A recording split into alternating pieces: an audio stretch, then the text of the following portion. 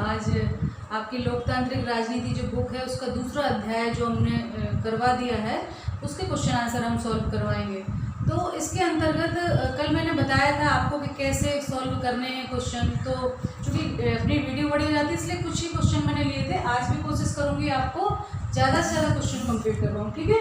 तो सबसे पहले वीडियो जैसे ही स्टार्ट करो आप अपनी बुक उठा लो, क्योंकि जब तक बुक नहीं होगी उसके क्वेश्चन आंसर नहीं होंगे आपके सामने, आप कैसे करोगे, ठीक है। अगर आपके पास बुक नहीं है तो इसकी PDF डाउनलोड कर लो, आप PDF मिल जाती है ना नेट से, तो उससे आप क्वेश्चन आंसर देख के तभी हम आगे बढ़ेंगे। तो आओ चलते हैं।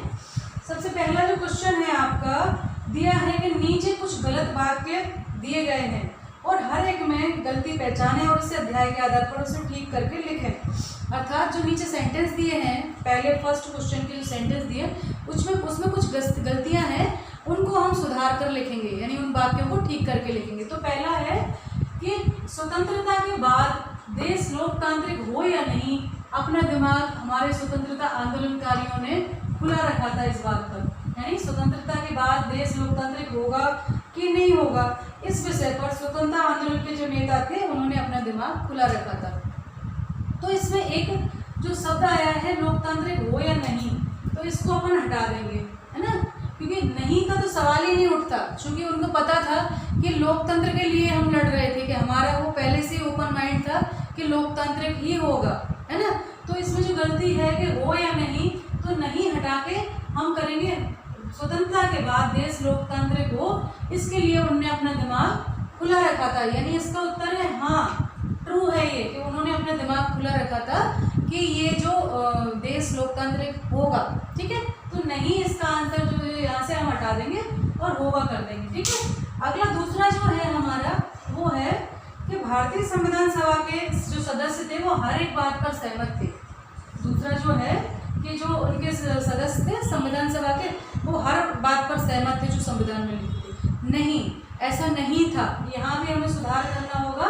और ये हर एक बात पर नहीं थे, यहाँ हम इसको करेंगे, ये क्या थे, इनमें मतभेद थे। जैसे हर बात पर मतभेद थे सभी लोगों के अपने अपने, और बहुत चर्चाएं हुई, बहुत बहस हुई, लेकिन बुनियादी बातों पर वो सहमत थे, है ना। तो इसमें हर एक की जगह क्या आ जाएगा, बुनियादी बातें। कुछ बुनियादी बातें थी जिनके ऊपर संविधान सभा के सभी लोग सहमत थे, लेकिन हर एक बात पर सहमत नहीं थे, ठीक है। तो काफ़ी मतभेद थे, इसलिए इतना लंबा चला, हर बात पर बहस हुई, वाचन हुए, चर्चाएं हुई, और फिर उनको घटा बढ़ाकर जोड़ घटाकर सही किया गया, ठीक है। अगला जो है हमारा प्रश्न नंबर वो तीसरा वाला, इसका जो है पहले क्वेश्चन का तीसरा, यानी कि आपका गा, इसमें जिन देशों में संविधान है लोकतांत्रिक व्यवस्था होगी ही, अर्थात इसमें कहा गया है कि जिन देशों में संविधान है वहाँ लोकतांत्रिक व्यवस्था होगी ही। तो ये कैसा है, सही नहीं है, क्योंकि इसको हम कह नहीं सकते। कई देशों में संविधान तो बना लेते हैं, जैसे कि मैंने पढ़ाया था, शायद आपको ही पढ़ाया था कि पाकिस्तान में या बांग्लादेश में शुरू में जो सैनिक शासक थे उन्होंने अपना एक संविधान भी बना लिया था, है ना। बीच में नेपाल में भी एक संविधान बन गया था, लेकिन वो वहाँ पर लोकतांत्रिक व्यवस्था नहीं थी, पूरी तरह से सही संविधान नहीं था। तो संविधान होने का अर्थ ये नहीं है कि गारंटी है कि वहाँ पर लोकतंत्र होगा ही। तो इसका आंसर होगा जिन देशों में संविधान है लोकतांत्रिक व्यवस्था होगी ही, ये पूरी तरह सही नहीं है, पूरी तरह नहीं कहा जा सकता, है ना। इसके आगे अपन जोड़ देंगे जिन देशों में संविधान है लोकतांत्रिक व्यवस्था होगी ही, ये पूरी तरह नहीं कहा जा सकता, है ना। होगी कि नहीं ये पूरी तरह सही कहा नहीं जा सकता, ये हम आगे इसमें जोड़ देंगे, पक्का नहीं कह सकते कि होगी, ठीक है, पक्का नहीं कहा जा सकता। चौथा है संविधान सर्वोच्च कानून है, अतः इसमें बदलाव नहीं लाया जा सकता। अगला जो चौथा है वो कह रहा है कि संविधान चूंकि सर्वोच्च होता है, सर्वोच्च कानून है, इसलिए इसमें बदलाव नहीं हो सकता। क्या ये सही है, नहीं, इसमें जनता की आकांक्षाओं के अनुरूप बदलाव होता रहता है, क्योंकि अगर नहीं होगा तो जड़ हो जाएगा, फिर कैसे, फिर तो पूरा संविधान खत्म करना पड़ेगा, क्योंकि एक समय विशेष पर बनाया गया संविधान आगे आने वाले समय के लिए भी उपयुक्त हो ये आवश्यक नहीं है, क्योंकि संविधान निर्माता की अपनी एक दृष्टि होती है, वो कुछ ही देख पाते हैं कुछ समय आगे का, है ना। ऐसा नहीं भविष्य में कितने परिवर्तन होंगे, प्रति क्षण परिवर्तन होते हैं, और राजनीति तो परिवर्तन का ही विषय है, ठीक है। तो इसमें भी अपन जोड़ेंगे कि संविधान सर्वोच्च है, बाद बदलाव नहीं हो सकता, ये गलत है। बदलाव कर सकते हैं भविष्य की जन आकांक्षाओं के अनुसार, जो जनता की आकांक्षाएं आगे होंगी, अपेक्षाएं होंगी, उनके अनुसार इसमें परिवर्तन कर सकते हैं, ठीक है। तो ये गलती। अगला है प्रश्न नंबर 2 है कि दक्षिण अफ्रीका में लोकतांत्रिक संविधान बनाने में कौन सा टकराव सबसे ज्यादा महत्वपूर्ण था। दक्षिण अफ्रीका के संविधान में कौन सा टकराव महत्वपूर्ण था। तो इसमें 4 चीजें दी हुई है, दक्षिण अफ्रीका और उसके पड़ोसी देशों का, स्त्री और पुरुषों का, गोरे अल्पसंख्यक और अश्वेत बहुसंख्यकों का, या रंगीन चमड़ी वाले और बहुसंख्यक अश्वेत अल्पसंख्यकों का। अर्थात किसका ज्यादा टकराव था। तो टकराव जो था वहां पर गोरे अल्पसंख्यक लोगों का और बहुसंख्यक अश्वेत लोगों का, उनके हित अलग अलग थे, दोनों में ज्यादा टकराव था, दोनों एक दूसरे से जो है विरोध रखते थे। तो इसका आंसर आएगा आपका गोरे अल्पसंख्यक व अश्वेत बहुसंख्यकों का। ठीक है। और तीसरा जो हमारा प्रश्न है कि लोकतांत्रिक संविधान में कौन सा प्रावधान नहीं रहता। लोकतांत्रिक संविधान में कौन सा प्रावधान नहीं रहता, क्योंकि सारी चीजें इसमें लिखना मुश्किल है, बड़ा हो जाता है, इसलिए मैं आपको पढ़ के सुनाती हूँ, आप अपनी किताब रखना, इसीलिए कह रही हूँ। इसका है कि कौन सा प्रावधान नहीं रहता। तो शासन प्रमुख के अधिकार, क्या संविधान में शासन प्रमुख के अधिकार नहीं लिखे रहते। बिल्कुल लिखे रहते हैं, बिल्कुल निश्चित किया जाता है कि उसके क्या क्या अधिकार होंगे, क्या कर्तव्य होंगे। दूसरा है शासन प्रमुख के नाम, तीसरा है विधायिका के अधिकार, चौथा है देश के नाम। तो देश का नाम तो निश्चित होता ही है। हमारे भारत का भी जब संविधान बना तो सबसे पहले अध्याय में उस देश का नाम, हमारा भारत देश है वो भारत अर्थात इंडिया है ना, तो देश का नाम तो आता ही है पहले। फिर विधायिका के अधिकार भी आते हैं कि विधायिका को क्या क्या अधिकार होंगे। अब इसमें है शासन प्रमुख का नाम, क्योंकि लोकतांत्रिक संविधान है, लोकतांत्रिक देश है, तो इसमें चुनाव के आधार पर जो शासन प्रमुख है वो बदलता ही रहेगा, है ना। जो अगर राष्ट्रपति भी होता है वो भी चुना जाता है 5 साल के लिए अप्रत्यक्ष रूप से, है ना। तो ये जो इसका उत्तर है शासन प्रमुख का नाम, तो ये इसका आंसर होगा कि ये नहीं लिखा रहता संविधान में। शासन प्रमुख का नाम कैसे लिख सकते हैं लोकतांत्रिक संविधान में, क्योंकि वो तो हर बार बदलना है, तो कैसे लिखा जा सकता है ना। तो इसका है शासन प्रमुख का नाम। ठीक है। तो 3 प्रश्न हमारे यहाँ सॉल्व हुए। चौथे के लिए हमको जो है अभी इसको मिटाना होगा, तो इसको मैं मिटा लेती हूँ। ठीक है। फिर अपन आगे चलते हैं। आज मैं आपको करीब 6 प्रश्न इसके जो हैं शॉर्ट वाले, ये ऑब्जेक्टिव टाइप के, उनको मैं सॉल्व करा दूंगी आपको। ठीक है। इससे आपको काफ़ी सहायता मिलेगी। कल तो 2 ही करवाए थे मैंने, आज और अधिक इसमें करवाऊंगी आपको। तो चौथा जो हमारा प्रश्न है, 3 हो गए हैं। चौथा प्रश्न कह रहा है कि संविधान निर्माण में नेता और उनकी भूमिका में मेल मिला है। अब इसमें जोड़ियां आ गई है आपकी, है ना, मेल करना है अपने को। चौथा प्रश्न नंबर 4, प्रश्न नंबर 4 है और ये कह रहे हैं संविधान निर्माण में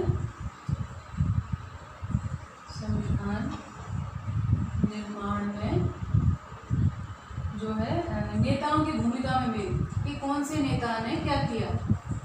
नेताओं की भूमिका में मेल, कौन से नेता ने इसमें क्या काम किया, तो उनके नाम दिए हैं। सबसे पहले का है मोतीलाल नेहरू। ठीक है। दूसरा खा है B.R. अम्बेडकर।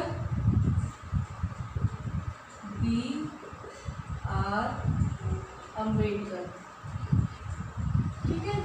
अगला है गा है राजेंद्र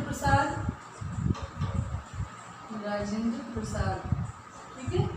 और चौथा है घा सरोजनी नायडू। अब हम इसके पीछे वो लिखेंगे जो इनके काम थे। ठीक है। क्या काम किसने किया, क्योंकि अभी मैं आपको फिर गलत बनाऊं फिर जोड़ी बनाऊं, उससे अच्छा है मैं आपको क्लियर लिख देती हूँ किसके सामने क्या आएगा। ठीक है। तो मोतीलाल नेहरू जो थे, ये चौथा ऑप्शन इनका आएगा।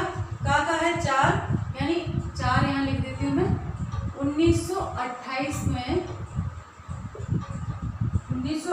में भारत का संविधान बनाया इन्होंने, संविधान बनाया था भारत का संविधान। सबसे पहले संविधान की जो बात हुई थी वो इन्होंने, नेहरू जी ने, जवाहरलाल नेहरू के पिता थे मोतीलाल नेहरू, उन्होंने एक संविधान बनाया था। फिर 1944 में बॉम्बे प्लान आया था, लेकिन वो पारित नहीं हो पाए। ठीक है। तो मोतीलाल नेहरू जी ने क्या किया था, 1928 में भारत का संविधान बनाया था। ठीक है। और उसके बाद है B.R. अम्बेडकर जी, वो क्या थे, वो प्रारूप कमेटी के अध्यक्ष थे। इसका नंबर है इनका तीसरा, इसका 3 है, खा का है 3, ठीक है। प्रारूप समिति के अध्यक्ष, ठीक है। 3 है इसका। और डॉक्टर राजेंद्र प्रसाद जो हैं उनका है 1, इनके आगे आप लिखेंगे 1 जोड़ी में ना 1। ये क्या थे? संविधान सभा के अध्यक्ष थे, स्थायी अध्यक्ष थे, है ना, संविधान सभा के अध्यक्ष। और अगला जो है हमारा उसका बचा सरोजनी नायडू, जो घा है सरोजनी नायडू, तो इनका बचा कौन सा बचा? तो अब बचा संविधान सभा की सदस्य, है ना। तो संविधान सभा की सदस्य 2 आएगा इसमें, संविधान सभा की सदस्य, अब देखो आप इसमें भी मैं यही कहूँगी आपसे, जैसे बहुविकल्पी सॉल्व करते हैं, जोड़ी में भी जब आपको 1 या 2 या 3 के आ रहे हैं, जैसे 3 का हमें पता है कि ये अंबेडकर जी जो है वो प्रारूप समिति के अध्यक्ष हैं और ये इन्होंने जो है संविधान सभा के अध्यक्ष हैं, ये 2 तो हमें याद ही थे, तो बाकी 2 के भी अब हम थोड़ा सा दौड़ डालेंगे, अरे ये तो मोतीलाल नेहरू ने ये किया था, तो फिर जो बचा है वो ऑब्वियसली चौथा हो जाएगा। तो जोड़ी में फायदा होता है ना। तो इस तरह से हम जोड़ियों में फ्री के नंबर होते हैं, आराम से मिल जाते हैं। अगला ये तो हमने कर लिया, 5वें नंबर का जो है वो हम करेंगे इसमें। 5वें नंबर की पहले मिटा लूँ जिससे आपको आराम से दिखेगा। क्वेश्चन नंबर 5, इसमें नेहरू जी की एक स्पीच का वर्णन है।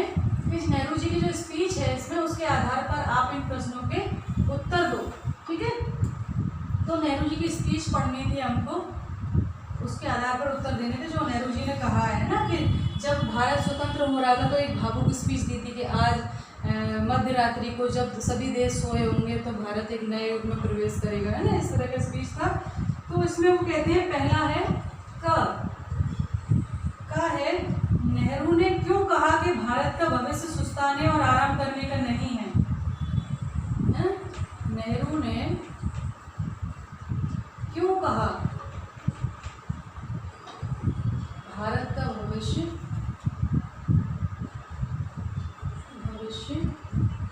सुस्ताने का नहीं है, सुस्ताने व आराम करनी है, ठीक है। ये शॉर्ट लिख रही हूँ मैं यहाँ पर, आराम करनी है, क्योंकि उस समय उन्होंने कहा था कि हमको जो है, जो हमने सपने देखे थे, जो उम्मीदें थी जनता की हमसे, वो हमें पूरी करनी है, वो वादे पूरे करने हैं। अभी भी समाज में भले ही हमने स्वतंत्रता प्राप्त कर ली है, पर भुखमरी, गरीबी, बेरोजगारी, अशिक्षा, ये सब मुँह बाए समस्याएं खड़ी हुई हैं। इसलिए भविष्य में अभी हम आराम से नहीं सो सकते हैं, हमें अभी बहुत काम करना है। तो इसलिए कहा था उन्होंने, इसका उत्तर होगा राष्ट्र निर्माण के लिए, राष्ट्र निर्माण के लिए, राष्ट्र निर्माण के लिए इसका ये उत्तर आ सकता है ना। और इसको आप दूसरी तरह से भी लिख सकते हो कि चूंकि उस समय बहुत सारी व्यापक समस्याएं उत्पन्न हो गई थी, तो उनसे भुखमरी, गरीबी, शिक्षा, ये सब समस्याएं भारत के सामने थी। इसीलिए नेहरू जी ने कहा था, क्योंकि उन्हें अभी राष्ट्र निर्माण करना था, ठीक है। और खास जो है इसका अगला वाला, वो दूसरा प्रश्न है, वो कह रहे हैं कि नए भारत के सपने किस तरह विश्व से जुड़े हैं। नए भारत के सपने किस तरह विश्व से जुड़े, ये आपको पूरे उसमें नहीं मिलेगा, है ना।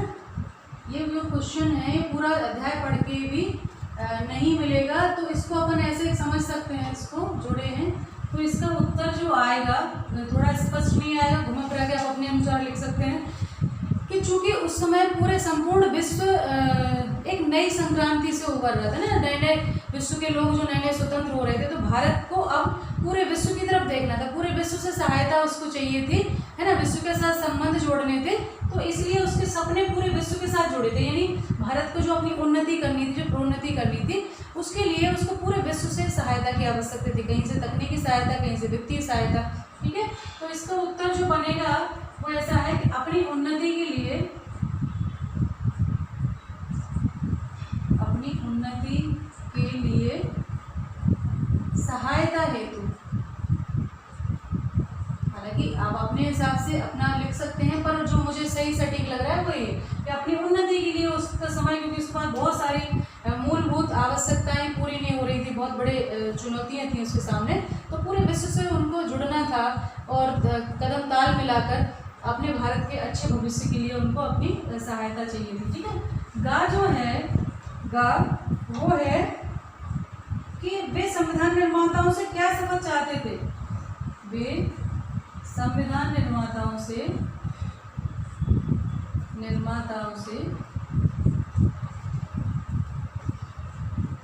क्या शपथ चाहते थे, यानी क्या उनको वो चाहिए थी, क्या शपथ चाहते थे।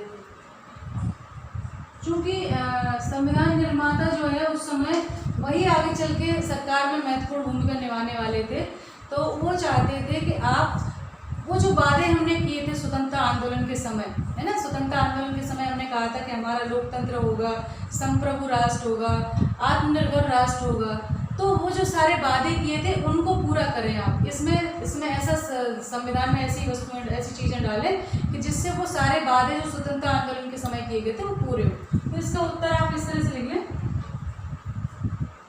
आंदोलन के समय के वादों को पूरा करना, आंदोलन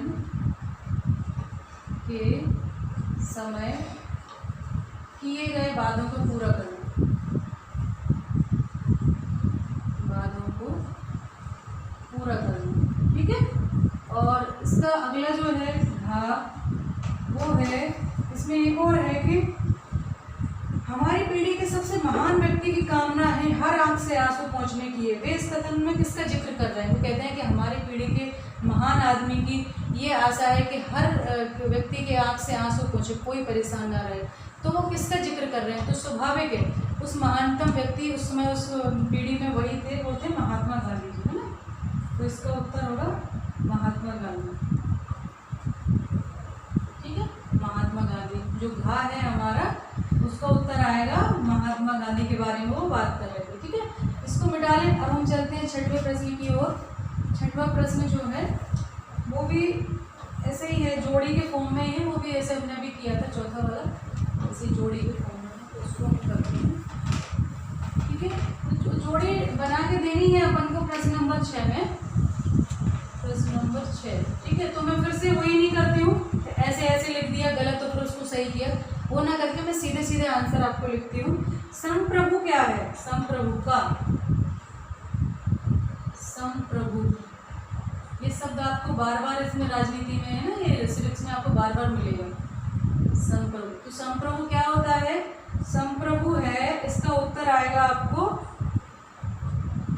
2 सेकंड है, और इसका है फैसले लेने का सर्वोच्च अधिकार लोगों के पास है। ठीक है, तो संप्रभु कौन है भारत में, जनता है ना, जनता है।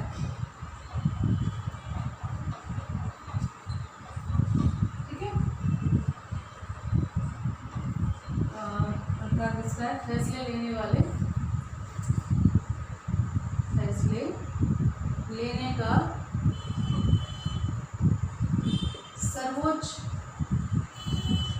सर्वोच्च अधिकार लोगों के पास। अब आप कहोगे ये कैसे है, लोगों के पास। अब आप कहोगे ये कैसे है, लोग कहाँ फैसले लेते हैं, फैसले तो सरकार में बैठे हुए लोग लेते हैं, चूंकि जनता चुनती है उन लोगों को, है ना। चूंकि हमारा देश बहुत बड़ा है, 130 करोड़ से ऊपर जनसंख्या है, तो सारे लोग कैसे फैसले लेंगे, सबके अलग अलग हैं। तो हम क्या करते हैं, प्रतिनिधि चुनते हैं अपना, वहाँ विधायिका में संसद में भेजते हैं और फिर वो फैसले लेते हैं। तो अंतिम संप्रभु कौन हुआ, जनता, क्योंकि जनता ने ही उनको भेजा, वो जनता की आकांक्षाओं को पूरे करने के लिए जनहित के फैसले लेते हैं। तो किसका है, 2 है इसका उत्तर। अगला है खा, खा है गणतंत्र। गणतंत्र का क्या अर्थ हुआ, गणतंत्र। ठीक है, अब गणतंत्र का है, इसका आएगा 3, अर्थात शासन प्रमुख एक चुना हुआ व्यक्ति है, शासन प्रमुख जो है एक चुना हुआ व्यक्ति है। इसका क्या मतलब निकला, इसका मतलब मैं पहले ही बताया था कि गणतंत्र का अर्थ होता है कि जिस देश का जो प्रधान है, शासन राष्ट्राध्यक्ष है, वो अनुवांशिक ना हो गए, यानी ऐसा नहीं कि उसका पुत्र पिता राजा थे, वो राजा है फिर अगले पीढ़ी राजा होगी, ऐसा नहीं है, चुनाव होते हैं। तो चूंकि भारत में हमारे राष्ट्रपति जो है राष्ट्र प्रमुख हैं और उनका चुनाव होता है एक निश्चित अवधि के लिए। ठीक है, तो इसलिए शासन गणतंत्र का अर्थ होता है कि जिसका शासन प्रमुख जो है वो एक चुना हुआ व्यक्ति हो, उसको उस देश को गणतांत्रिक देश कहेंगे। ठीक है, अगला है बंधुत्व। बंधुत्व क्या है? बंधुत्व, ठीक है, तो बंधुत्व है, इसका उत्तर है 4, अर्थात लोगों को आपस में परिवार की तरह रहना चाहिए। लोगों को आपस में परिवार की तरह रहना चाहिए, परिवार की तरह रहना चाहिए। ठीक है, और अगला यानी लोग लड़ाई झगड़े ना करें, आपस में भाईचारा। बंधुत्व का होता है बंधु यानी एक कुटुंब के लोग, परिवार के लोग की तरह सबको, पूरे देश के लोगों को, नागरिकों को रहना चाहिए। ठीक, अगला है धर्मनिरपेक्षता। धर्मनिरपेक्षता या इसे पंथ निरपेक्षता भी कहते हैं ना, धर्मनिरपेक्षता। इसका अर्थ होता है, धर्मनिरपेक्षता का अर्थ है 1 नंबर है इसका उत्तर। ठीक है, 1 नंबर है, सरकार किसी धर्म के निर्देशों के अनुसार काम नहीं करेगी। सरकार किसी धर्म के निर्देशों के अनुसार या अनुरूप काम नहीं करेगी। अर्थात राष्ट्र का कोई अपना धर्मनिरपेक्ष राष्ट्र का अर्थ होता है उस राष्ट्र का कोई एक विशेष धर्म नहीं है, वहाँ सभी धर्मों को समान रूप से पालन करने की स्वतंत्रता होती है। राष्ट्र उसमें धर्म के मामले में कोई हस्तक्षेप नहीं करता है ना, वो ऐसा नहीं किसी एक धर्म के अनुसार काम कर रहे हैं, वो बिल्कुल निष्पक्ष होके जो संविधान में दिए गए हैं विधि अनुसार काम करेगा, ना कि किसी धर्म के। तो ये सारी चीज़ें हैं, ये जोड़ी ही थी। तो संप्रभु का अर्थ क्या हुआ? फैसले लेने का सर्वोच्च अधिकार लोगों के पास है। गणतंत्र होता है जहाँ का शासक एक चुना हुआ व्यक्ति है।